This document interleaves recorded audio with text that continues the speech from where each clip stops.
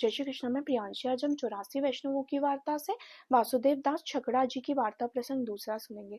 तो ये वासुदेव दास छकड़ा जी ये नित्य लीला में नंदराय जी के मुख्य खवास है। और प्रसंग इस प्रकार है। एक बार आप श्री गोपीनाथ जी, जो कि महाप्रभु वल्लभाचार्य जी के बड़े पुत्र थे, वे आगरा में पधारे। तब वासुदेव दास छकड़ा जी भी उनके दर्शन के लिए गए। और आप श्री गोपीनाथ जी को कई सारे वैष्णव जनों ने श्री गुसाई जी के लिए कोई भेंट भेजी थी। तो उसमें कुछ 100 मोहरें थी। तब श्री गोपीनाथ जी ने वैष्णव जनों से कहा, कोई ऐसा वैष्णव है जो श्री गुसाई जी को, जो कि आड़ेल में विराज रहे हैं, ये मोहरे देख के आ सके। इस पर वासुदेव दास जी ने कहा, महाराज मैं देख कर आऊंगा। इस पर आपशी ने एक पत्र लिखा श्री गुसाई जी के लिए।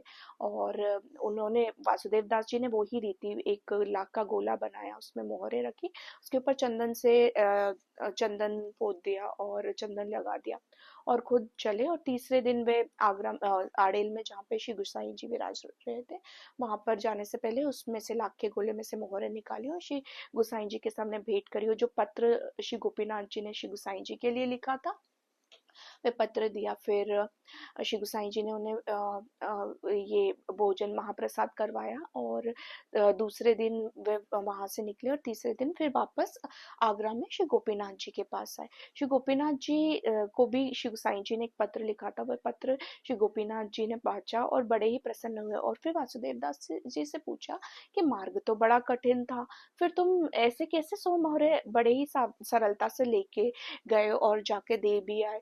इस पर वासुदेव दास जी छकड़ा जी ने अपनी सारी बातें बताई कि मैंने कैसे लेके गया। फिर इस पर श्री गोपीनाथ जी ने, आपशी ने बोला कि इससे तुम्हें दोष लगेगा, ऐसा आगे से मत करना।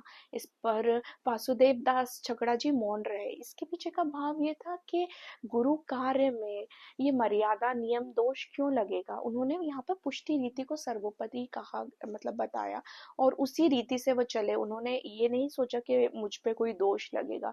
उन्होंने सोचा कि मेरे गुरु का कार्य, श्री ठाकुर जी के लिए कोई भी अगर इस मोहरों से सेवा होगी, वो उन्होंने सर्वोपरि समझी। जय श्री कृष्ण। श्री वल्लभाधीश की जय।